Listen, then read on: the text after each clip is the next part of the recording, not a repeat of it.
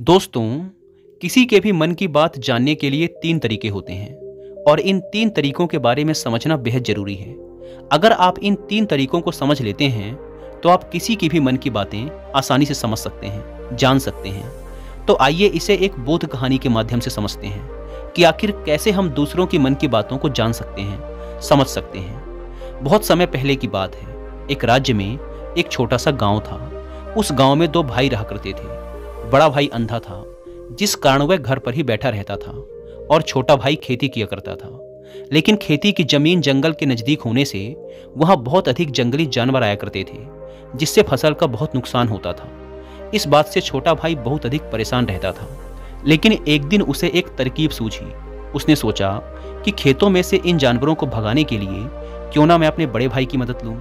वैसे भी बड़े भैया अंधे हैं और घर पर बैठे रहते हैं। घर की बजाय अगर वो खेत पर बैठे रहेंगे तो जानवरों के आने की आहट सुनकर वो उन्हें जोर से चिल्लाकर भगा देंगे, जिससे हमारी फसलें बर्बाद होने से बच जाएंगी।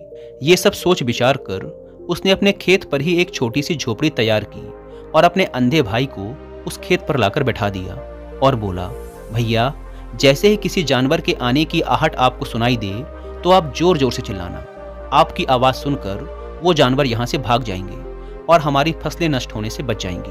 बड़ा भाई छोटे भाई की बात मान लेता है और उस दिन से खेत पर ही रहना शुरू कर देता है। जब भी किसी जानवर की आहट उसे सुनाई देती तो वो तुरंत जोर जोर से चिल्लाना शुरू कर देता, जिससे वह जानवर उसके खेत से भाग जाते। ऐसा करते करते कई हफ्ते बीत चुके थे। तभी एक दिन उसके खेत में एक हिरण भागता हुआ आता है और उसके खेत की बाड़ को तोड़ता हुआ चला जाता है। लेकिन उसी हिरण का पीछा करते हुए उस राज्य का राजा भी उसके खेत में आ पहुंचा। तभी राजा की नज़र उस अंधे व्यक्ति पर पड़ती है। राजा उस व्यक्ति से कहता है, सुनो, मैं यहाँ पर एक जानवर का पीछा करते हुए आया हूँ। क्या तुमने उस जानवर को यहाँ से जाते हुए देखा है? इस पर वह व्यक्ति राजा से कहता है, हे राजन, मैं तो अंधा हूँ, मैं भला किसी जानवर को कैसे देख सकता हूँ। लेकिन मैं आपको इतना जरूर बता सकता हूँ कि जो जानवर मेरे खेतों से होकर भागा है वह आपके लायक नहीं है। आप उसके पीछे अपना समय यूं ही व्यर्थ में बर्बाद कर रहे हैं। राजा उस अंधे व्यक्ति की बात सुनकर अचरज में पड़ गया। उसने सोचा कि ये तो अंधा है, फिर इसे कैसे पता कि जिस हिरण का मैं पीछा कर रहा हूँ वो मेरे लायक है ही नहीं। इस बात को मुझे ये अंधा व्यक्ति कैसे बता सकता है? तभी राजा उस अंधे व्यक्ति से कहता है, कहीं तुम मुझसे झूठ तो नहीं कह रहे? क्योंकि एक तरफ तुम कहते हो कि तुम अंधे हो और दूसरी तरफ तुम ये भी बता रहे हो कि जो जानवर यहाँ से भागा है वो मेरे लायक नहीं है। यह सुन वह अंधा व्यक्ति कहता है, हे राजन, जिसे आप एक हिरण समझ रहे हैं, असल में वो एक हिरण है ही नहीं, वो एक हिरणी है और वो भी गर्भवती है। और जहाँ तक मुझे ज्ञात है, मैंने आज तक किसी राजा को किसी गर्भवती हिरणी का शिकार करते हुए नहीं सुना है। और इसी कारण मैं आपसे कह रहा हूँ कि वो हिरणी आपके लायक नहीं है। आप उसके पीछे भागकर अपना समय यूं ही बर्बाद ना करें। यह सुनकर वह राजा और भी अचरज में पड़ गया। वह सोचने लगा कि आखिर यह आदमी कैसे जान सकता है कि वो हिरणी है और गर्भवती है। राजा कुछ देर तक सोचने विचारने के बाद अपने सेनापति से कहता है, सेनापति जी, मुझे वो जानवर जिंदा चाहिए, क्योंकि मुझे पता करना है कि क्या वह हिरणी है और क्या वह सच में गर्भवती है। क्योंकि यह नेत्रहीन आदमी पूरे विश्वास के साथ कह रहा है और मुझे इसके बात की पुष्टि करनी है। यदि वह हिरणी है और गर्भवती है तो वह हमारे शिकार के लायक नहीं है, क्योंकि हम तो एक हिरण का पीछा कर रहे थे। इसीलिए जाओ और पता लगाओ कि क्या वह हिरणी है। सेनापति राजा की आज्ञा पाकर कुछ सैनिकों के साथ उस जानवर को खोजने निकल जाता है। और कुछ देर बाद जब वह लौटकर वापस आता है तो वह राजा से कहता है, हे राजन, इस अंधे व्यक्ति ने जो कुछ भी कहा है सब सत्य है। वह एक हिरणी ही है और वह भी गर्भवती है। यह सुनकर राजा आश्चर्यचकित रह गया। उसे समझ नहीं आ रहा था कि एक अंधा आदमी कैसे पता कर सकता है कि वह एक हिरणी है और तो और वो गर्भवती भी है। भला एक अंधा आदमी यह कैसे देख सकता है, कैसे जान सकता है? आखिर इसे यह बात कैसे पता चली? इसी तरह के और भी कई प्रश्न राजा के दिमाग में चलने लगे। अब राजा ने यह ठान लिया था कि मुझे इस बात की तह तक पहुंचना ही है कि यह अंधा व्यक्ति कैसे जान गया कि वह जानवर एक हिरणी ही है। यह सोच करके राजा उस अंधे व्यक्ति के पास जाता है और उससे कहता है, देखो, मैं यह तो नहीं जानता कि तुम सचमुच अंधे हो या नहीं, लेकिन मैं तुमसे एक बात जानने आया हूँ कि क्या तुम मेरे प्रश्नों के सही सही उत्तर दोगे? यह सुन वह अंधा व्यक्ति कहता है, हे राजन, आप जो कुछ पूछना चाहते हैं पूछ सकते हैं। मैं आपके सभी प्रश्नों के बिल्कुल सच सच जवाब दूंगा। इस पर राजा कहता है, देखो, एक तरफ तो तुम कहते हो कि तुम अंधे हो, और दूसरी तरफ तुमने बता दिया कि जिस जानवर का पीछा मैं कर रहा हूँ वह एक हिरणी है, और तो और वह गर्भवती भी है। आखिर तुम्हें यह कैसे पता चला?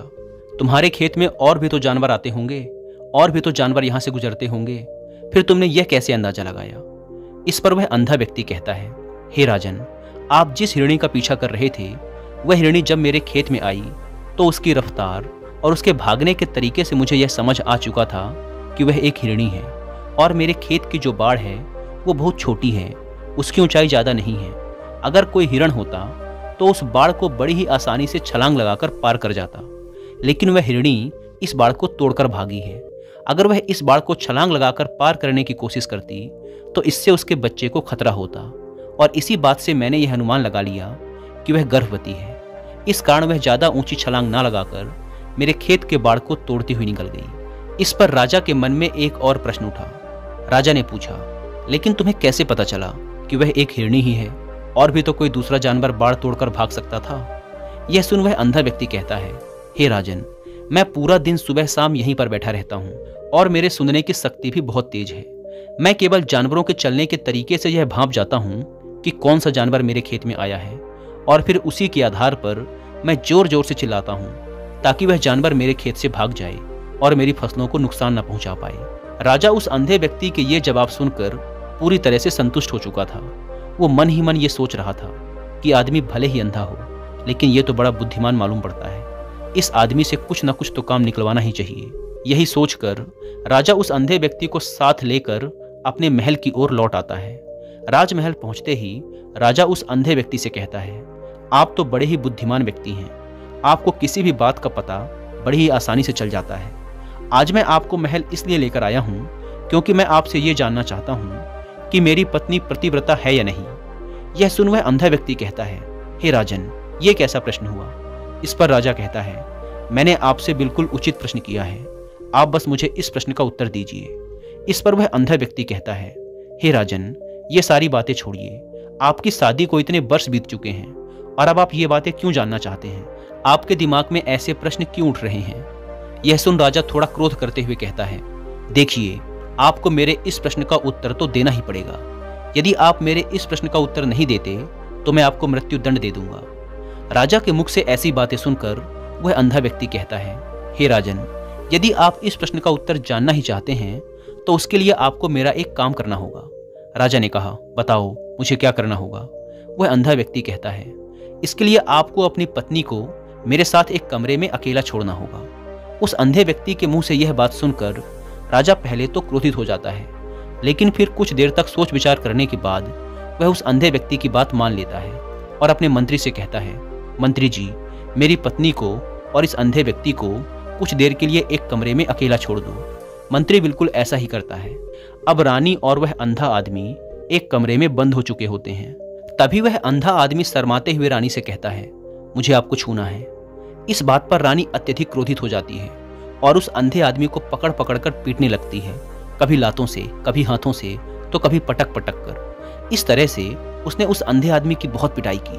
उसके बाद वह अंधा आदमी किसी तरह से अपनी जान बचाकर उस कमरे से भाग निकलता है और राजा के पास पहुंचकर राजा से कहता है, हे राजन, आपकी पत्नी पतिव्रता नहीं है।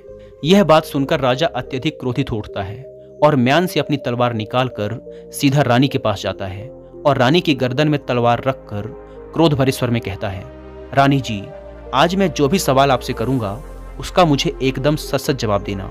अगर आपने एक भी शब्द झूठ बोला तो मैं आपका सर धड़ से अलग कर दूंगा। इसके बाद वह राजा कहता है, आप मुझे बताइए कि आप पतिव्रता हैं या नहीं। इस प्रश्न के उत्तर में रानी कहती है, हे राजन, आप भले ही इसी क्षण मेरा सर धड़ से अलग कर दीजिए, लेकिन मैं पतिव्रता नहीं हूँ। राजा यह बात सुनकर बहुत प्रसन्न हुआ क्योंकि उस अंधे आदमी ने जो कहा था वह एकदम सच निकला। यह बात सुनकर राजा तुरंत ही उस अंधे आदमी के पास पहुंचता है और उस अंधे आदमी से कहता है, तुम्हें कैसे पता चला कि मेरी पत्नी पतिव्रता नहीं है? यह सुन वह अंधा व्यक्ति कहता है, हे राजन, बड़ी सीधी सी बात है। मैंने तो आपकी पत्नी से सिर्फ इतना ही कहा था कि मुझे आपको छूना है, और इस बात पर वो इतना अधिक क्रोधित हो उठी कि क्रोध में आकर उन्होंने मुझे लात घूंसों से पीटना शुरू कर दिया। भला कोई पतिव्रता स्त्री किसी दूसरे पुरुष को कैसे छू सकती है? लेकिन उन्होंने ना आओ देखा ना ताओ, सीधा मुझ पर लात घूंसे बरसाने शुरू कर दिए। यह भी तो एक छूना ही हुआ, और एक पतिव्रता स्त्री कभी भी किसी पराये पुरुष को नहीं छूती। जब मैंने उन्हें छूने के लिए कहा था तो वो उसी समय मुझे मना कर सकती थी, लेकिन उन्होंने तो मुझे पीटना शुरू कर दिया और देखते ही देखते उन्होंने मेरे पूरे शरीर को छू लिया। अब आप ही बताइए, ऐसी स्त्री भला पतिव्रता कैसे हो सकती है?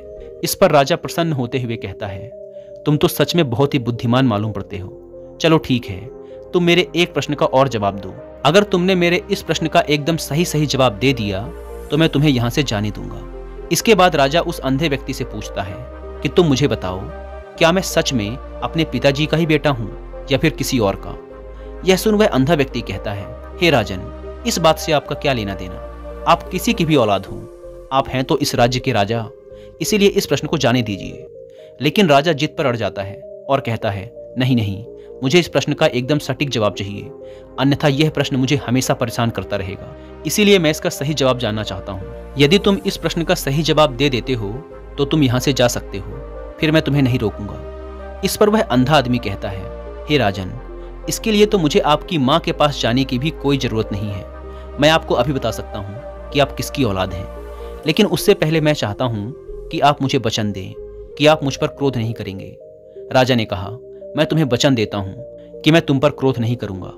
इसके बाद वह अंधा आदमी राजा से कहता है, हे राजन, आप हैं तो अपने ही पिता की संतान, लेकिन आप पर एक कंजूस सेठ की छाया पड़ी हुई है। यह सुन राजा बहुत क्रोधित हो उठा और तुरंत तलवार निकालकर अपनी माँ के पास जा पहुंचा। वह वहां पहुंचकर अपनी माँ से कहता है, माँ, आप मुझे सच बताइए, क्या मैं अपने ही पिता का पुत्र हूँ या नहीं? यदि आपने मुझसे सच नहीं कहा तो मैं यहीं पर अपने प्राण त्याग दूंगा। मुझे बताओ सच क्या है?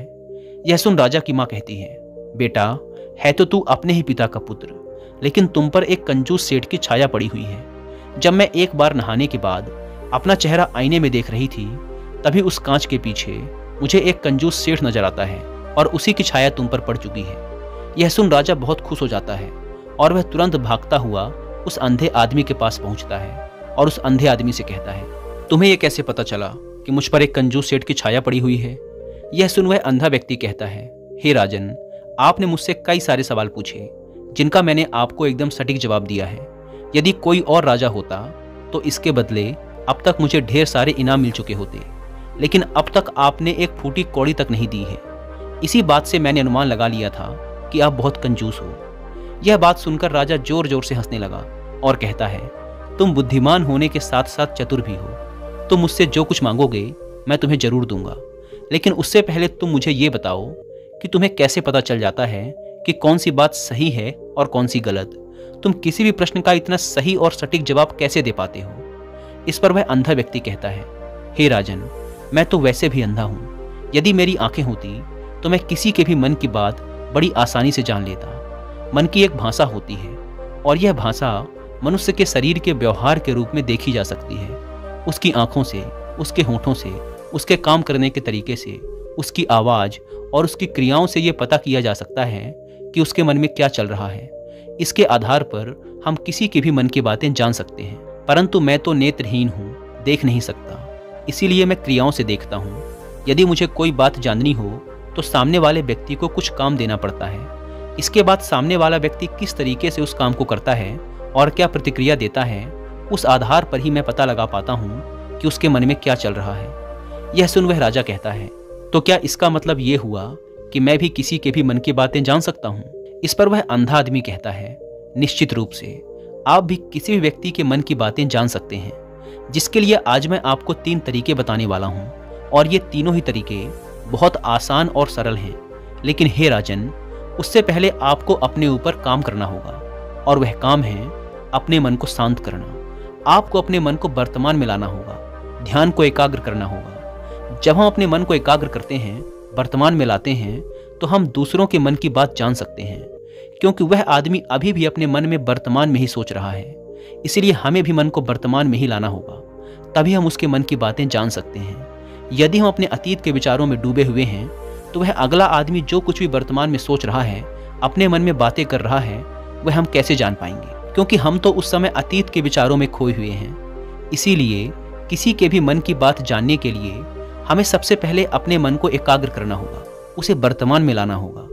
आगे वह व्यक्ति राजा से कहता है, जो 3 तरीके मैं आपको बताने वाला हूँ, इन 3 तरीकों से बड़ी ही आसानी से किसी के भी मन की बात जान सकते हैं। इसके बाद वह अंधा आदमी राजा से कहता है, राजन, जो सबसे पहला तरीका है वह है आंखों पर ध्यान देना।